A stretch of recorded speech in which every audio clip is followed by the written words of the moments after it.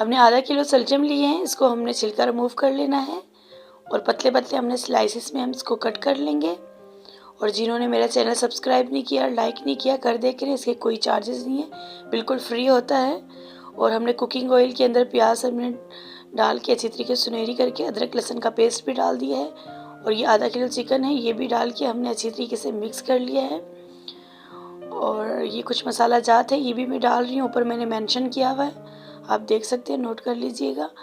और बिल्कुल झटपट से रेसिपी ये तैयार हो जाएगी। 2 कटे हुए हमने टमाटर भी डाले हैं, ये भी अच्छी तरीके से हमने मिक्स कर लेने हैं। और हम प्रेशर कुकर में बना रहे हैं, जल्दी बन जाएगा। शलजम भी हमने कटे हुए डाल दिए, ये भी अच्छी तरीके से हम मिक्स कर देंगे। हरी मिर्च हमने ऐड की हैं और 1 गिलास पानी भर के ऐड किया है, ये भी हम अच्छी तरीके से मिक्स करके प्रेशर कुकर लगा देंगे।